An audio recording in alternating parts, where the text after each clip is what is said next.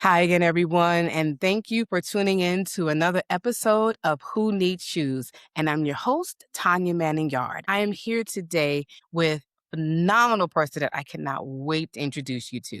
For most of us, music is a backdrop, something that colors the edges of our lives.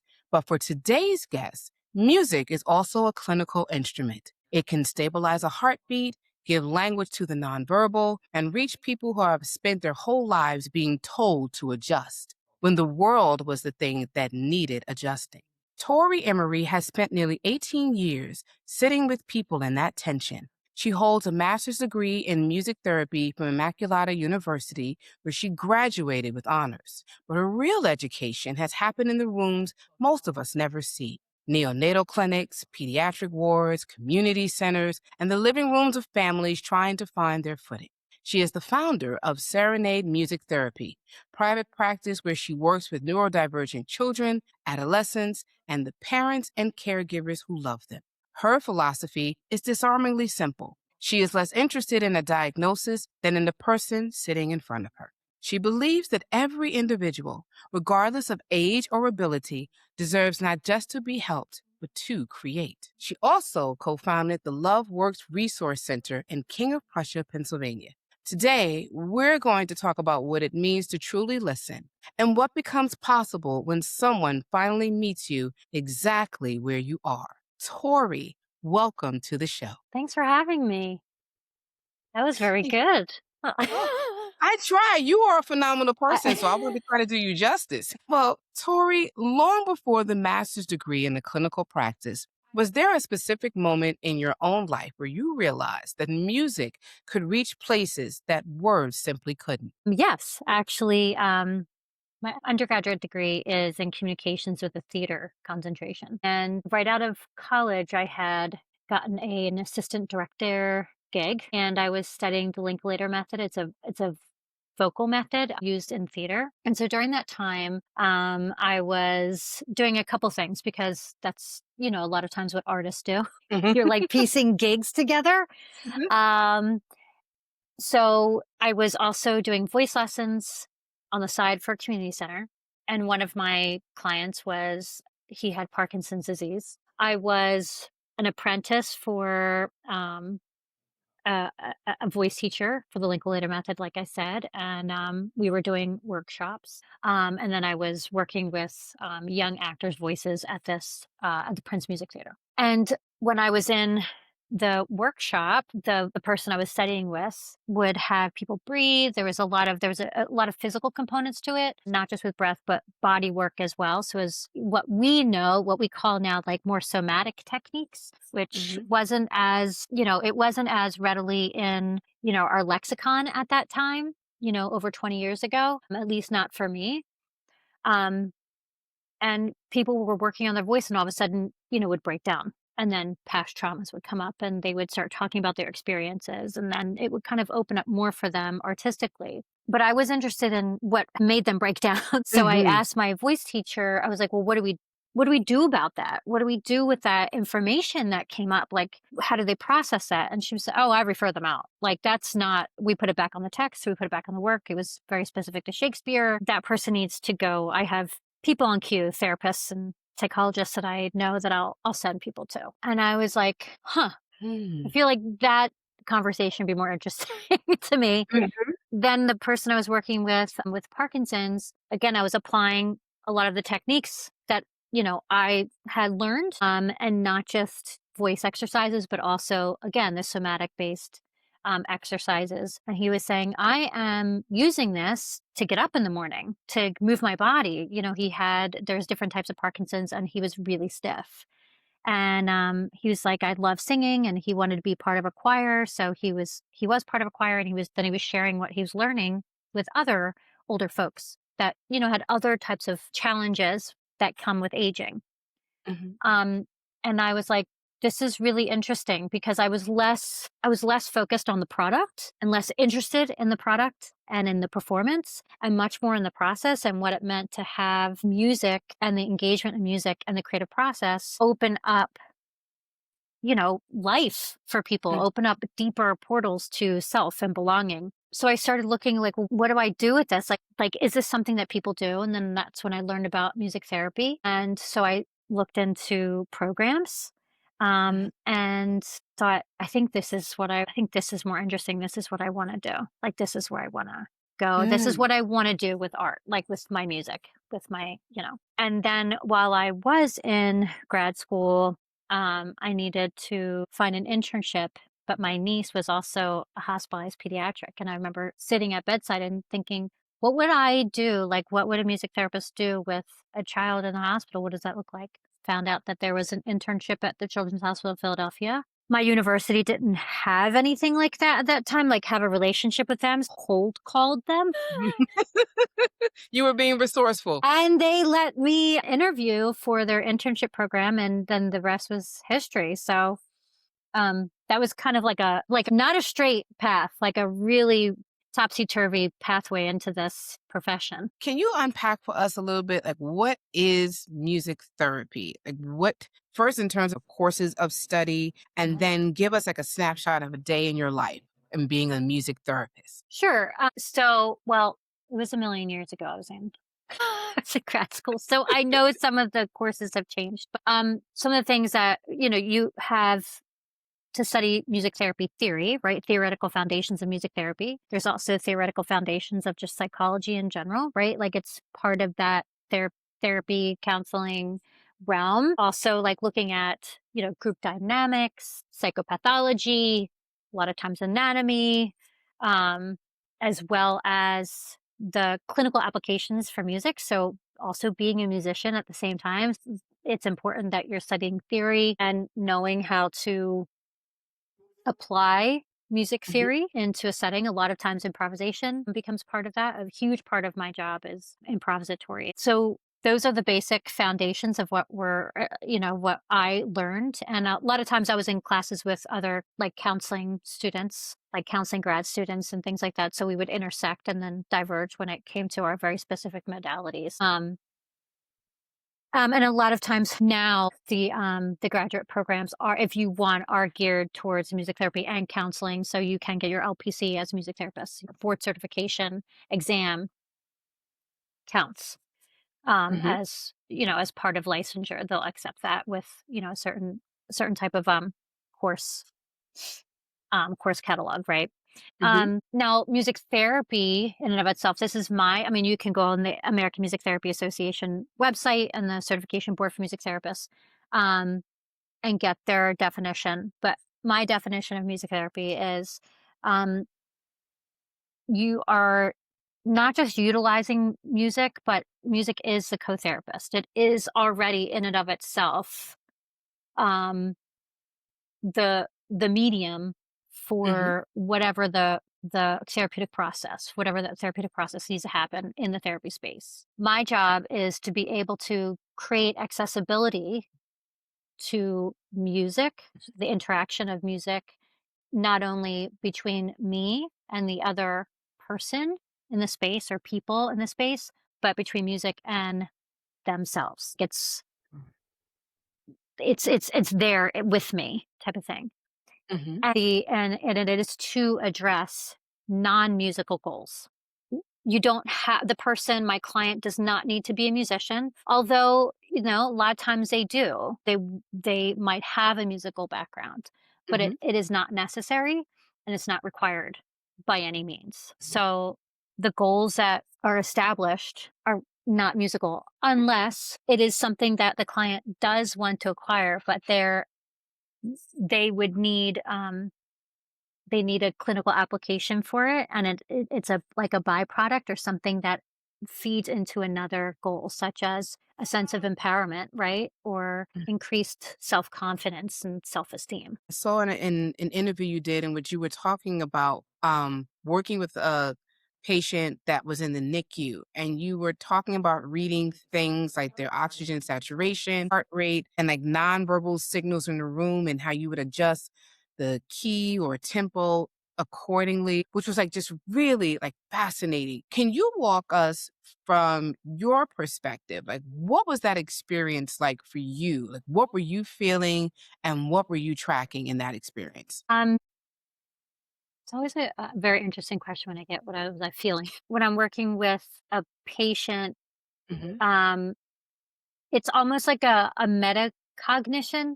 So you have to be aware of self at the same time as you're aware of the other person, right? Mhm. So I was more kind of trying to become attuned, right? So that is something that is really, especially when you are working with someone who doesn't quite have language, like a small child or an infant, right? So the attunement when we're talking with people tends to be about gesture question. What are you feeling? Mhm. Based off of what you say, I know that I can adjust. But that's a very top down process, and so many of us don't have that. Even when we do have language, we don't know where we are internally, right? So finding cues such as it's data to me. So looking at the heart rate, if the heart rate is skyrocketing, is this because there is some kind of stress, or are they in pain when they're in the hospital? Um, or are they excited? It doesn't, I can't really project my own feelings onto that. So then okay, let's look at that. How's the oxygen saturation? Like, how are they breathing? And it is a sign of wellness too, especially in that setting. And then looking at other cues, like is a baby grimacing? Are they like clenching? Are they like startled? So you kind of have to modulate and really adjust sound volume dynamically, right? Based on that. Um, so I guess less of a feeling and much more deeply focused. And it's really important to be able to stay in the present moment when you are with a patient or a client, because that time that you are with them is supposed to be for them, like completely focused on them. Now, the metacognition is like understanding, like, so their heart rate went up. Did my heart rate go up? Did I become stressed? Am I okay? So if I'm stressed, right? Like, how am I going to meet the needs of this person? So then looking at the environment, again, tuning into the other types of cues that they may be giving me non-verbally, not intentionally, but again, that attunement of knowing where that person is, especially in that situation where they're a very young child, is really crucial because you don't have language, to collect Mhm. data. You've worked with children who are neurodivergent and might be overwhelmed by like the world around them. And how Mhm. do you use music then to create a safe space that doesn't require them to change who they are? Well, I think it's important to first have an invitation somehow. So the invitation, a lot of times for me, is in my office space, just instruments that I offer, right? Um, and so I try to make as much of my space a yes as possible. So it takes away from having to, manage any type of other expectations. So I try to see what they're motivated by, and Hmm. then I go from there. And even if it's scattered, sometimes I just sit back and allow, like, a client, if they need to just like randomly play on the synthesizer. So my office, I have a synthesizer as well as a tabletop drum kit, as well as a larger keyboard that's like a full size 88 key keyboard, some drums, shakers, rhythm sticks. I also always have other art media, a large post-it on the wall, and for markers. And so I offer a lot of choice. And if there's an AAC device, then we use that AAC device. And if there's still if my client doesn't want to use that, I have little whiteboards. We can have circle yes, no. There's just so many different ways. And then I try to follow whatever they go towards, again, the invitation, and then try to match what that is. So in music therapy, we have something called the ISO principle, and it essentially is meet the client where they're at. Uh-huh. It's the opposite of, a lot of people, I'm feeling sad. Oh, we'll just sing happy song, or we'll play a happy song. Don't be sad, right? So Hmm. I might go, okay, what is that? What does sad sound like? Let's explore sad and then see where that goes, and eventually allow them to really fully be in whatever state that they're in, because we have to feel it to heal it, right? Name it to Hmm. tame it, all of those things. So that's kind of what I try to do, and see where it goes from there. So, Tori, have you Mhm. had a client who has changed the way you understood your own work? Someone who taught you something that you couldn't have learned in a textbook? Yeah, Hmm. yeah. I'm going with the first person in my head. During my internship, there were so many patients, like so much to learn. And that's Hmm. like, those are core memories for me professionally. He was a heart transplant patient. Looking back, he probably was on the spectrum, but I don't think he had that diagnosis. Hmm. But he was just, we didn't have a ton of like sessions where he's processing the upcoming heart transplant, which in so many ways is such a violent thing to process, right? So, and the child life specialist, we worked very closely together and always did such an amazing job preparing the patients for what to expect in a developmentally appropriate way. But there's no way to get around the sense of, I always felt like it was very macabre. You know what I mean? The reality of what it meant to be a heart transplant patient. And it was a lot for the families, like for the parents to process as well. But he had this like very Conan O'Brien feel to and so it was less about like, the music, like in the traditional sense of like creating like, a composition or whatever. Hmm. So the keyboard was used for the sound effects, and Hmm. we were like doing this interview, and I had to create like a jingle for his like talk show, and it was so funny and Hmm. really out there, and like kind of like be in this like like space or really out there, and and he was like really into like Mario. So for purpose of this, I can call him the Koopa Kid because that's what he went by, and I called him the Koopa Kid, and I did a case study on him, and that's what I called him. Hmm. And so it was felt like I could really pull in my experience in theater and the musical training, but also just know that he knows what's best. He knew it was best for him to survive the hospitalization, right? Because he was living in the hospital until he was able to receive his heart. So that in and of itself, of like, if you can think of when you're asking a child to wait for something, well, Hmm. when, right? Right. And that there was so it was a very like lack of control, very, low sense of autonomy over own space. And especially when you think about, just what it's like to have to develop and grow inside of an institution, and it's like a medical institution. And no fault of his own. He didn't do anything wrong. So I just really learned to respect my client's internal compass to know what they need and to get Hmm. out of the way and not try to impose, well, I'm the clinician, or I'm the one with a degree, or I'm the one with the skills and I know what's best for the other person. I don't think that's really my job. My job is to listen and to bear witness and then to create access and a very, very safe space so that, that type of process and creation and risk taking happens in a safe space, in holding that safe space, because everywhere else it's high risk. Done. Okay. I was reading about how in 2010 you had traveled to Ghana and you were leading musical therapy trainings there at a center for adults with special needs. What did that trip do to your understanding of what music therapy is and what it can make possible? Okay, that was so that I would say less training and more of like a workshop or an in-service of like, here's how you Mhm. could bring music and utilize music, in your work with Mhm. adults with different disabilities. Actually, that trip, Mhm. like yeah, honestly, I mean, I don't know how much I offered because I feel like I got a lot more from that Mm. experience than I probably provided. You know what I mean? Mhm. Because it's such a musical culture. I was watching 3-year-olds subdivide, a beat in such a Mhm. complex way naturally, and I'm like, Mhm. Okay, like, what am I offering? Mhm. Okay, not and just some. I mean, I could give the background of why, that is so helpful. I mean, Mhm, but like mhm, it's so infused in the culture. So it's just what they're doing anyway.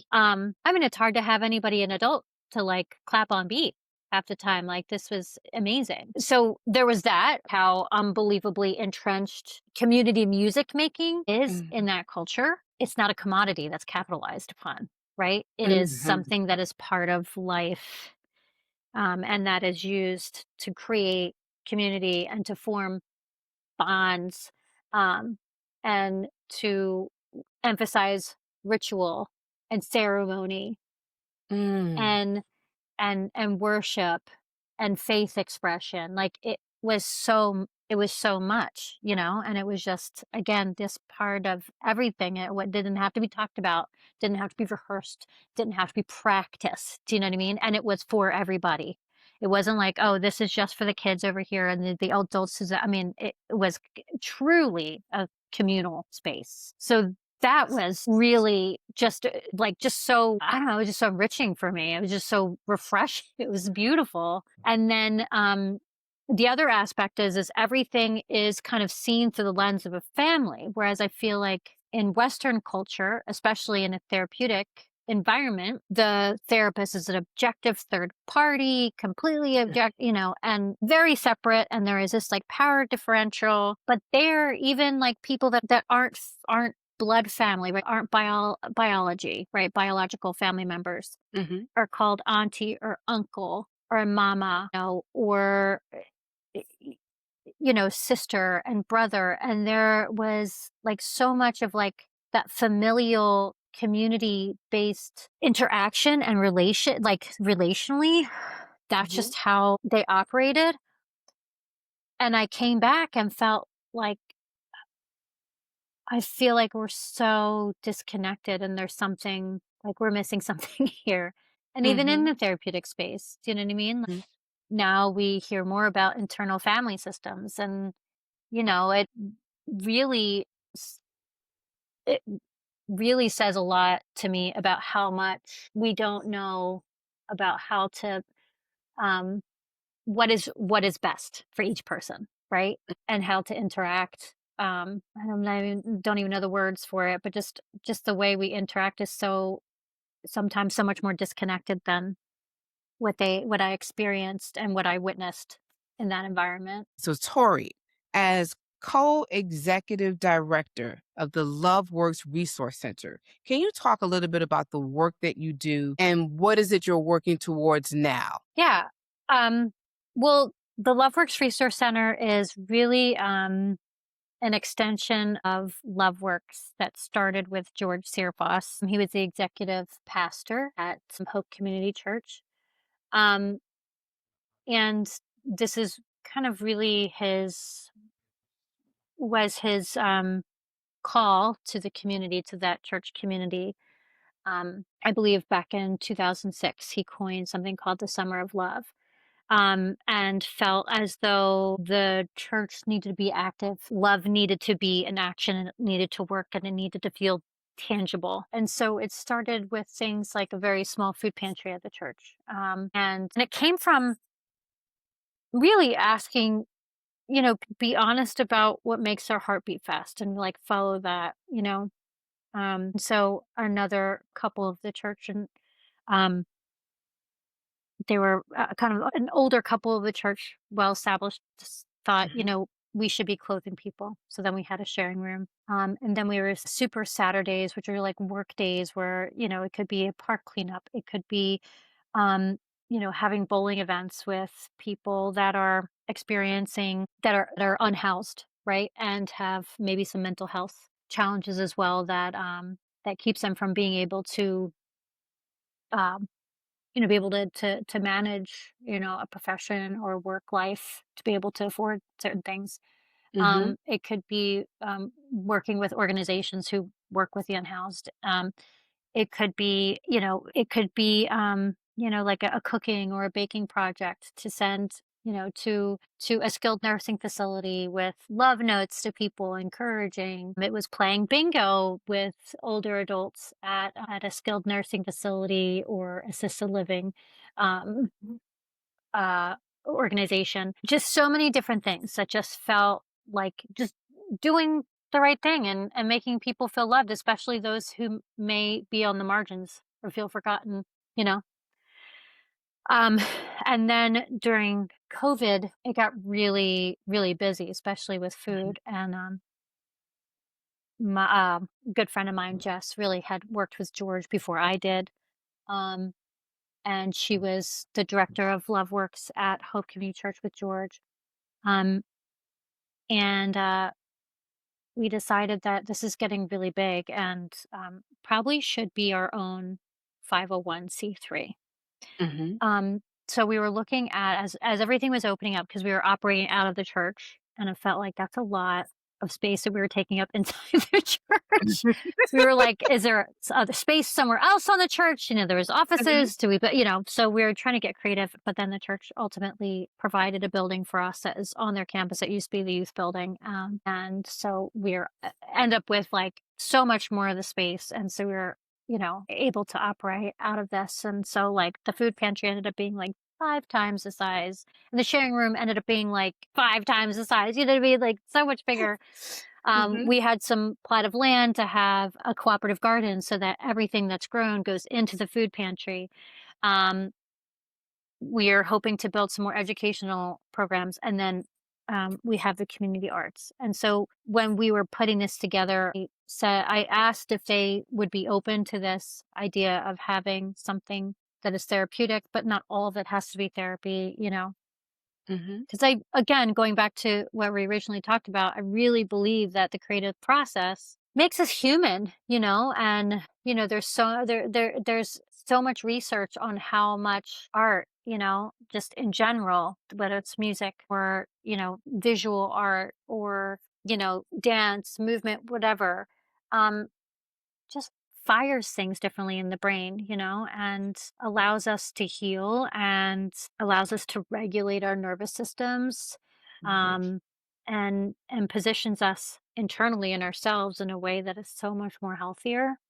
Um, and to their credit, both of them really loved that idea. Um, so as we were getting things up and running and going, again, it was coming out of COVID. Um, a family in the community heard about what we were hoping to do the while they were going through their own tragedy of their son dying of complications from COVID. His name is Neil Patel, and they created the Neil Strong Foundation, and gave us the seed money to be able to start this community arts program, which is really focused on. What we started focusing on what they really loved was these family-based music therapy groups that it was hoping to offer. And so, because of that, they're no charge to the families, the participants of those groups.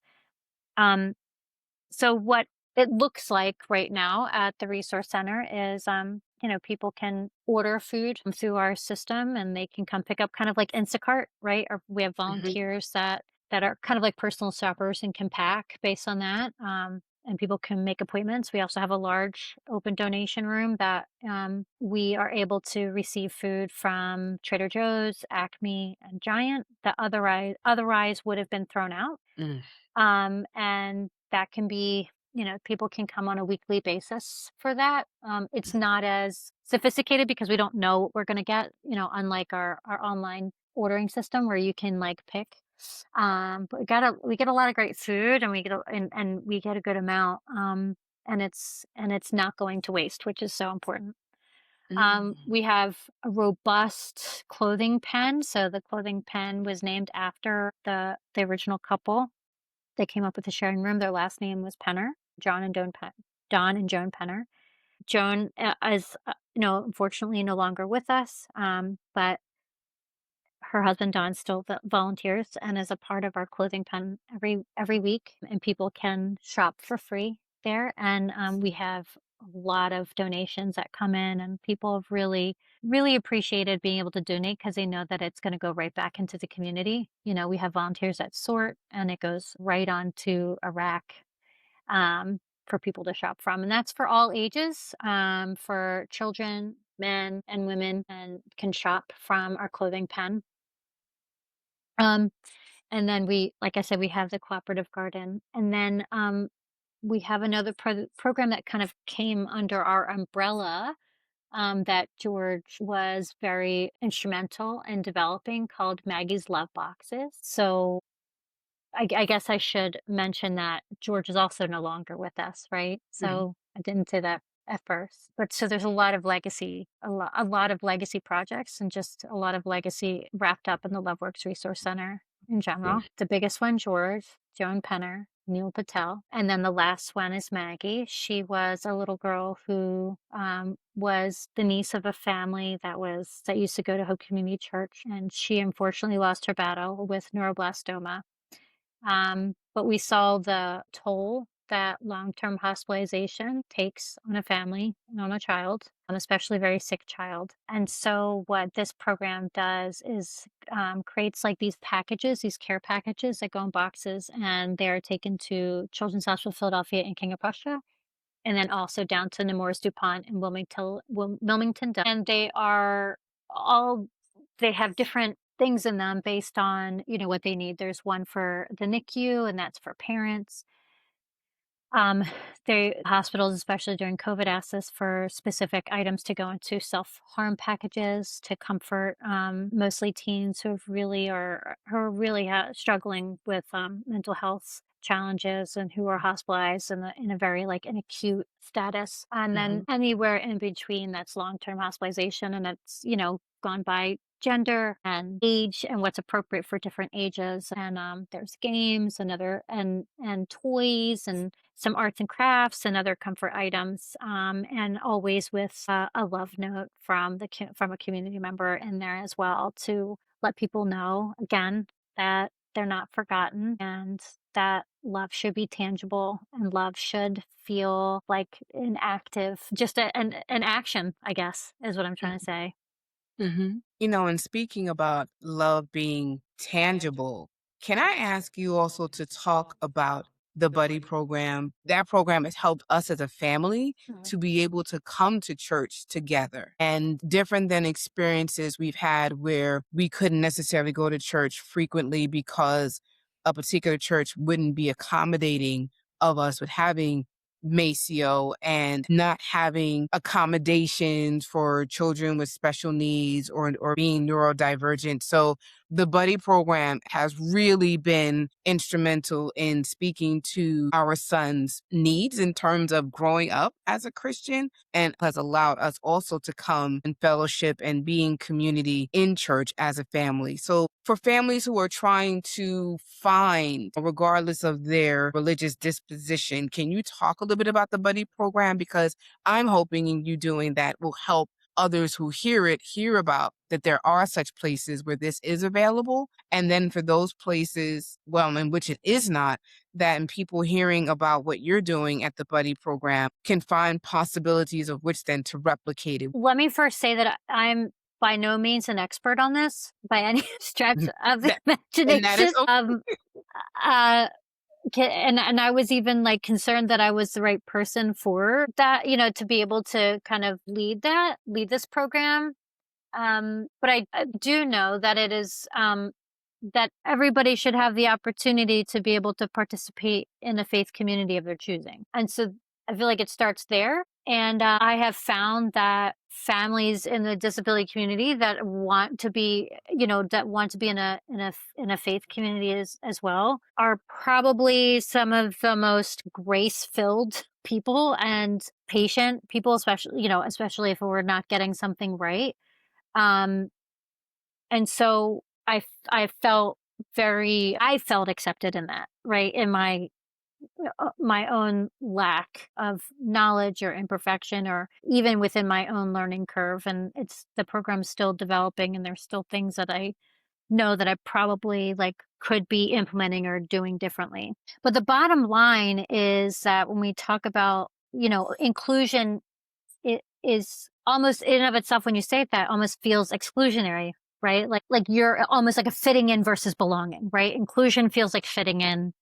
Belonging means like, well, you were meant to be there in the first place. We're not changing things just so, we can make it comfortable for a second, And I think that is, for a family looking for a faith community, I think I would like to start there. Do you feel like people around you are like, yeah, you belong here? We might not have it right, or we're trying to figure things out, but like you belong here, and we can see that we have some gaps, and we're willing to like figure it out. And there's a willingness there and a humility in the willingness. And I think that I want that to be the feeling that people get, you know what I mean? Mhm. When they're coming to church. So that's where I try to start. Mhm. In our faith, like we believe that, you know, Christ did speak to the margins, right? Like he didn't just say, "Oh, that tax collector, you're over there, just stay up in the tree. You can listen, but stay where you Mhm. are." He said, "Oh, Zacchaeus, come down here. You belong with me. You belong, and I'm going to come to your house today. I'm going to sit at your table where you are, right? I'm going to approach the woman at the well. I'm going to sit with her. I'm not going to tell her to do something different to be with me. I'm going to touch the leper. I'm going to, like, it was constantly that example. Um, and it makes people uncomfortable, right? It makes people, and that's okay. It's okay to be uncomfortable. It's fine. But I guess what I think I try to apply here, like I do in the therapeutic spaces, I try to do a lot of listening and not be the one saying, I know what's best for you. I want to say, okay, what's best? What is working? What's not working?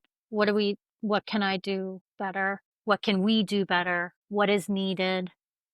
You know what I mean? Mhm. So for instance, when we had a sensory room, we called the buddy room. And when we were redesigning that, I asked first, what the heck do we need? And what do we have to like get rid of? What do we need? What can we do a little bit better? What's going to work for you guys? Do you know what I mean? Mhm. And then also, what is each person? What do you want from church? What do you want in your church experience? What do you hope that your children are going to experience inside the walls of a house of worship? You know what I mean?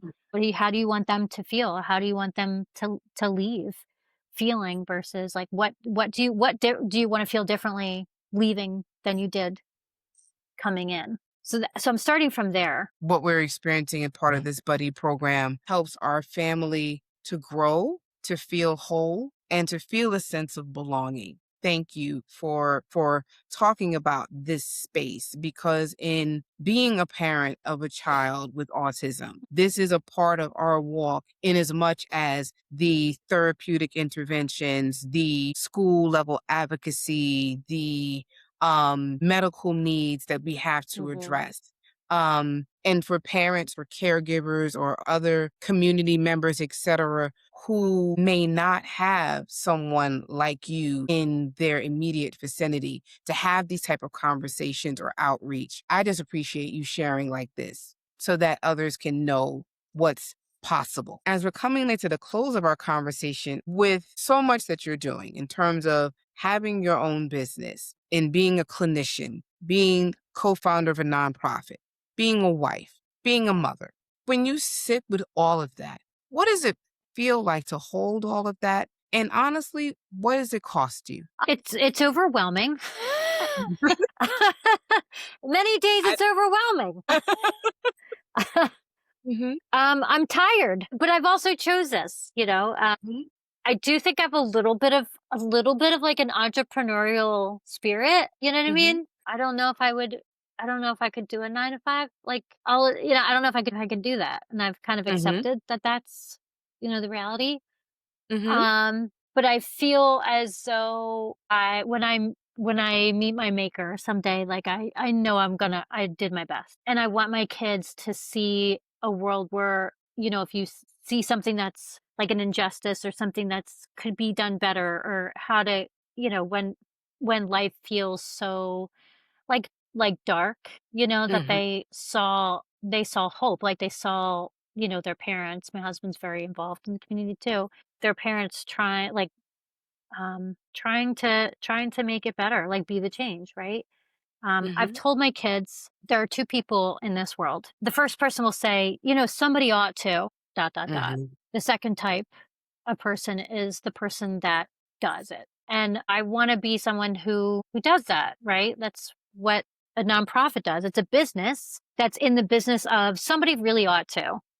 Mm. That's what that business And does. that's It's the business of doing what somebody ought to do, mhm. or someone, why not Mm, you? Why not me? You know what I mean? right. Whatever that is. And it doesn't matter if it's whatever, again, whatever makes your heart beat fast, whether it's planting trees, whether it's feeding somebody, whether it's providing art opportunities, whether it's singing to somebody, whether, it's making clothes or picking up trash, or everybody has a divine errand for their life. Mhm. And I'm just trying to fulfill mine. Like, that's it. And if I'm not doing that divine errand, then it'll have to change. But so far, Mhm. this is what it is for me. And my last question for you, Tori, is what do you know now about people, about music, about life, about yourself that you wish you might have known at the beginning of all of this? Well, I think that there's a lot more that we have a lot more in common than we think we do. That's what I think. You know, and that I think I was so when I first started, I was so focused on having the right answers and the right technique and the right method, and um making sure that I was competent. But as I get older, I realize that, like, that there's so much that we don't know, and that I'm going to make mistakes. I'm going to make a lot of mistakes. And that doesn't mean that I've necessarily failed at all, right? Mhm. It means that I can keep learning, and that I'm not going to have it all figured out. The one method, the one technique isn't going to fix, right? Mhm. It can be a way. It doesn't necessarily have to be the right way, but it's a way, and Right. there's a lot of ways, and to just stay open and not rigid, and see the commonalities, see the humanity, and keep listening. Yeah. Thank you so much for this broad, wide reaching, and yet also very intimate conversation. Where can people find you? Well, I'm usually just in one place. Like social media, stuff like that. You can find me on social media. Serenade Music Therapy is my business. The LoveWorks Resource Center is also where you can find me too. You can find me on, or my website, serenademt.com. And everybody, you can find me at askwhoneedshoes@gmail.com. That's our email address. Our website is whoneedshoes.com. Instagram, who needs shoes. And also you can find me on LinkedIn. Tori, again, thank you for this conversation. And to our audience, thank you so much. Take care and we'll see you soon. Thank you so much, Tanya. Thank you, Tori.